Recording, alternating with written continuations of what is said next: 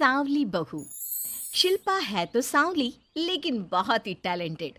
लेकिन कहते हैं ना, शादी के लिए तो लंबी और गोरी होनी चाहिए। शिल्पा, ये रिश्ता भी हाथ से गया।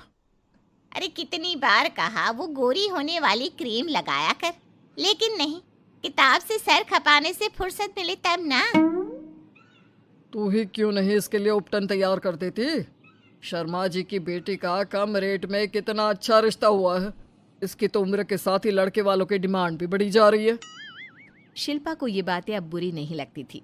लगे भी क्यों, बचपन से सुन जो रही थी वो ये सब कुछ। उसके लिए ये तो मात्र एक कान से सुनना और दूसरे कान से निकाल देने वाली बात थी। फिर एक रोज, पापा पापा मेरी नौकरी लग गई है। वाह, अच्छा। कहाँ बेटा?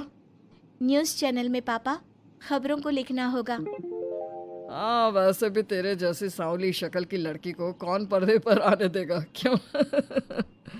चल, 4 पैसे कमाने लायक हुई है तो लड़के वालों को बोल देंगे कि कमाती भी है। फिर शायद कोई कर ले शादी।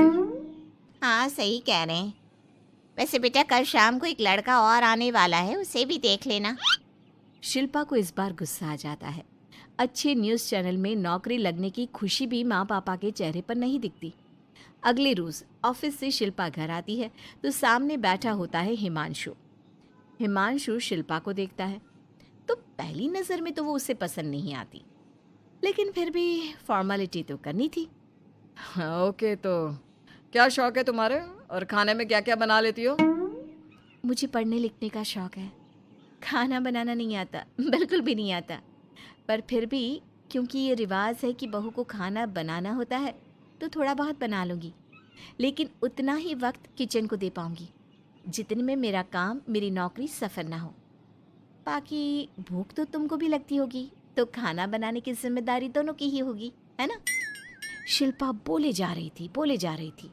अब तक जिन लड़कियों से हिमांशु मिला था, शिल्पा उन सब से अलग थी। वो ऐसी ही तो लड़की चाहता था। शिल्पा से बात करने के बाद, ठीक है, फिर शादी 2 महीने बाद करेंगे। वो क्या है ना, खाना बनाना भी तो सीखना होगा ना। मुझे मंजूर है। शिल्पा को भी हिमांशु अच्छा लगने लगता है। दोनों की शादी हो जाती है, लेकिन शादी के बाद से ही हिमांशु का परिवार शिल्पा के रंग को लेकर कई बातें बनाता।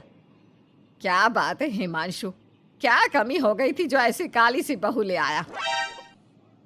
काली काली तो नहीं है। हाँ, मेरी शिल्पा का रंग हल्का सांवला है। वैसे आप तो कृष्ण की भक्त हैं, जानती है ना, उनका रंग भी सांवला था।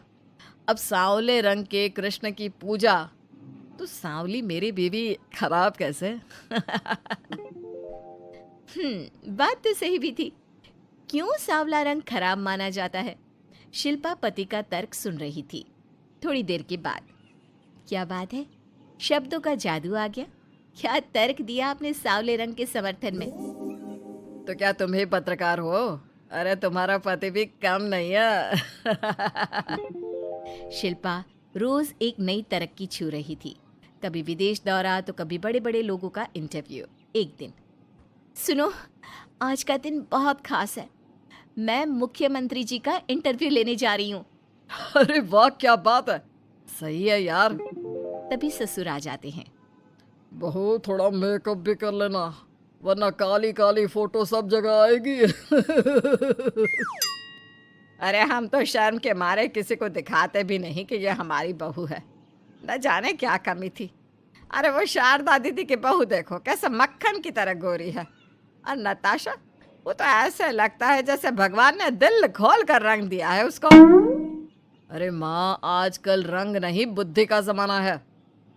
हाँ, तो वो दोनों कहाँ पागल है, अच्छा खासा घर देख रही है। शिल्पा को ससुर की बात पर गुस्सा तो आता है, लेकिन वो मूड खराब नहीं करना चाहती। वो तो बस तैयारी करती है कि जल्दी से अच्छा सा मुख्यमंत्री का इंटरव्यू हो जाए और दुनिया देखे। होता भी यही है। शिल्पा जब शाम को घर आती है तो, अरे चाची, बुआ, फूफा जी, कैसे हैं आप सब? कैसे आना हुआ? शिल्पा को आसपास के लोग भी देख रहे थे। वो भी जानती थी कि उसने जो इंटरव्यू किया वो कितना वायरल हो रहा है। अरे बहू, बड़े लायक हो तुम, औरत होकर दुनिया की इतनी जानकारी। कितनी समझ है तुम्हारे अंदर। वाह वाह बहू, तुमने तो हम सबका सीना गर्व से चौड़ा कर दिया। सास ये सब देखकर सोच रही थी कि भाई ऐसा भी क्या हो गया, इन्होंने तो बहू को हीरो बना रखा है। मैंने तो शिल्पा को उसी दिन समझ लिया था जब पहली बार मिला था। मैं तो जान गया था कि ये लड़की अलग है। कितनी प्यारी आवाज़ है इसकी और समझ भी लाजवाब। तभी बुआ सास बोल पड़ती है। और एक हमारी बहू है, सारा दिन टिकली बिंदी पर ही लगी रहती है। अरे दीदी, न जाने कौन कौन सी क्रीम लगाती है, अब तो चेहरे पर फोड़े भी निकल गए। कितनी बार कहा कुछ पढ़ाई आगे करके दुनिया में नाम कमाओ, लेकिन नहीं, बस सारा दिन शीशे के सामने खड़ी रहेगी। कोई बात नहीं फूफा जी, वो भी किसी की पसंद हो सकती है। हम लोगों का क्या, एक काम अच्छा कर दिया तो पूछ लिए गए, नहीं तो जमाना तो गोरी सूरत की ही तारीफ करता है। क्यों माँ जी? हाँ हाँ वो क्या है ना, मैं ज़रा पानी लेकर आती हूँ, तू बैठ बहू। हाँ हाँ बहू, तू तो बैठ। वो क्या है ना, आज तो तुझसे बहुत सारी बातें करनी है। ये बता, कैसे दिखते हैं मुख्यमंत्री जी सामने से? जैसे टीवी में दिखते हैं वैसे ही दिखते हैं क्या? आए दिन लोग शिल्पा से मिलने आते, उसे अपने स्कूल या दूसरी जगह पर चीफ गेस्ट बनाते।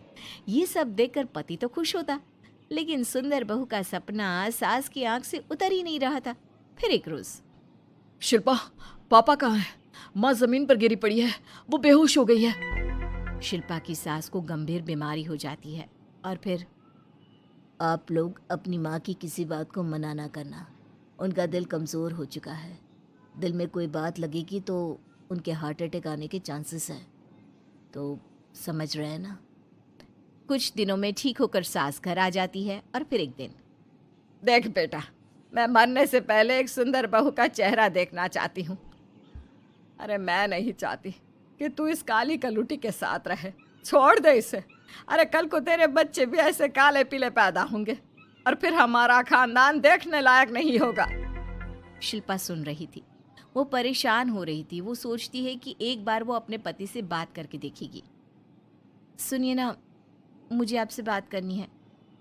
मुझे भी शिल्पा, मैं माँ के बिना नहीं रह पाऊंगा, तुम समझ रही हो ना? शिल्पा को दुख होता है, लेकिन वो क्या करती। वो हिमांशु को तलाक देने का सोच लेती है और फिर शिल्पा, माँ की हालत फिर खराब हो रही है, क्या करूं? माँ को सबसे बड़े अस्पताल में भर्ती करना होगा। लेकिन वहां तो बेड के लिए बड़ी बड़ी सिफारिश करनी पड़ती है। हाय रे, मेरा मरना तय है, मैं मर न जाऊं, मुझे बचा ले बहू। शिल्पा को हैरानी होती है कि वो करे तो क्या करे। पर माँ जी, मैं कैसे? बेटा, मुख्यमंत्री जी से बात कर ले, उनसे बड़ी सिफारिश किसकी हो सकती है? तू बोलेगी तो शायद तेरी सास की जिंदगी बच जाएगी। शिल्पा सिफारिश से सास को बड़े अस्पताल में भर्ती करवा देती है, जहां लंबे समय बाद सास ठीक होती है। लेकिन इस बीच एक दिन भी शिल्पा उन्हें देखने नहीं जाती। सास जब घर आती है तो एक सुंदर सी लड़की उनका स्वागत करती है। ये कौन है और शिल्पा कहाँ है? मुझे तो मेरी बहू ही चाहिए। माँ, कैसी बात कर रही हो? तुम्ही ने कहा था ना कि शिल्पा काली है और तुम्हें काली बहू नहीं चाहिए। ये रीना है, तुम्हारी बहू। नहीं नहीं, मुझे माफ़ कर दो, मुझे तो मेरी शिल्पा बहू ही चाहिए। उसी के कारण आज मेरी जान बची है। मैं नहीं समझ पाई कि सुंदर शक्ल से ज़्यादा सुंदर दिल और आचरण होना चाहिए। लेकिन अब क्या, अब तो देर हो चुकी थी। हिमांशु भी जानता था कि आत्मसम्मान वाली शिल्पा अब उसकी जिंदगी में वापस नहीं आएगी।